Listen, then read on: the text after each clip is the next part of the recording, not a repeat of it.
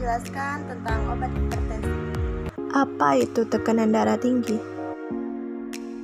Tekanan darah dinilai dengan menggunakan dua parameter, yaitu tekanan sistolik dan diastolik.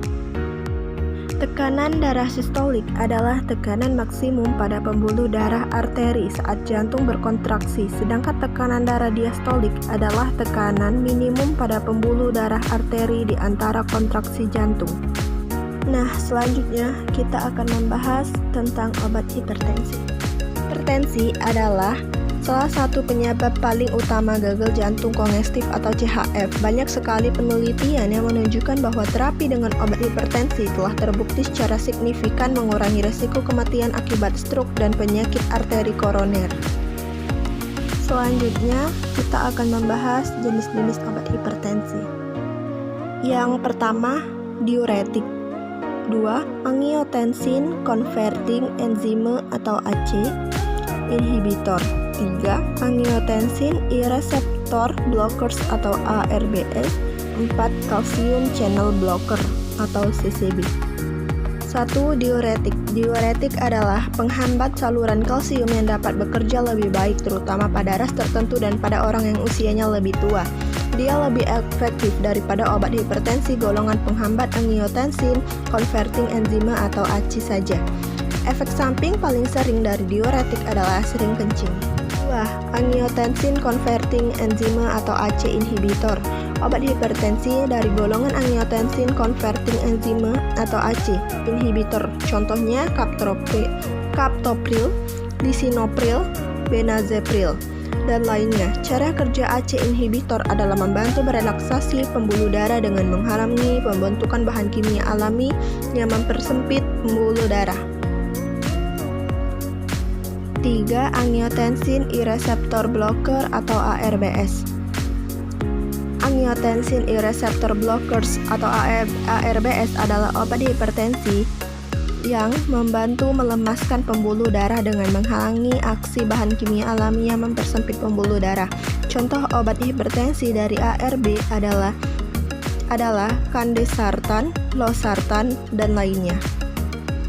Keempat, calcium channel blocker atau CCB. Sering disebut pemblokir saluran kalsium. Contoh obat hipertensi golongan CCB adalah amlodipin, diltiazem, dan lainnya. Cara kerja CCB adalah membantu mengendurkan otot-otot pembuluh darah dan memperlambat detak jantung. CCB dapat bekerja lebih baik pada orang usia lanjut dan orang-orang dari ras tertentu jika dibandingkan AC inhibitor. Selanjutnya, kita akan membahas tentang obat hipertensi tambahan. Yang pertama, alpha blocker. 2. Alpha beta blocker. 3. Beta blocker. 4. Aldosteron antagonis. 5. Renin inhibitor dan 6. Vasodilator. Yang pertama, alpha blocker. Dalam bahasa Indonesia disebut pemblokiran alfa. Obat-obat ini bekerja dengan mengurangi impuls saraf ke pembuluh darah, mengurangi efek bahan kimia alami yang mempersempit pembuluh darah. Contoh obat dari golongan alpha blocker adalah doxazosin, prazosin, dan lainnya. Yang kedua, alpha beta blocker.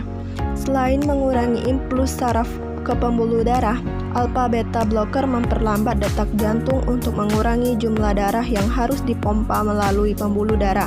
Contoh obatnya adalah carvedilol dan labetalol.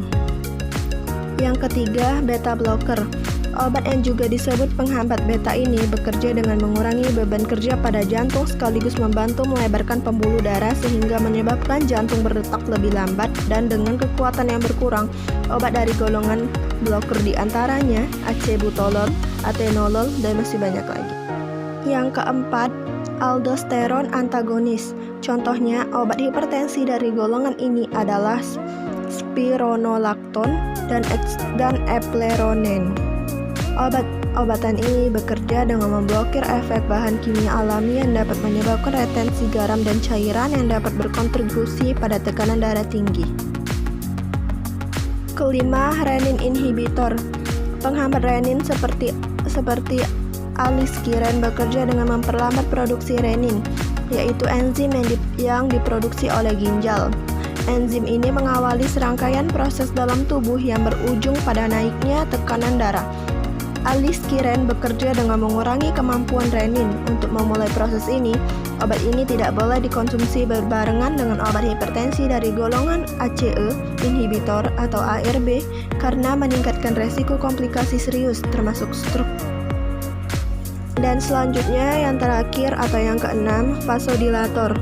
Vasodilator artinya pelebar pembuluh darah. Contoh obatnya adalah hidralazin dan minoxidil yang bekerja langsung pada otot-otot di dinding pembuluh darah arteri sehingga mencegahnya darah dari penyempitan. Nah, selain obat hipertensi, perubahan gaya hidup kita juga penting. Selain mengonsumsi obat hipertensi, perubahan gaya hidup sangat penting untuk mengelola tekanan darah tinggi. Gaya hidup tidak sehat seperti kurang bergerak, merokok, diet tinggi garam dan lemak, serta mengonsumsi alkohol harus dikurangi atau diberhentikan sama sekali. Baiklah, cukup sekian penjelasan dari saya tentang obat hipertensi. Lebih kurangnya saya mohon maaf. Kepada Allah saya mohon ampun. Saya tutup. Wassalamualaikum warahmatullahi wabarakatuh. Semoga bermanfaat.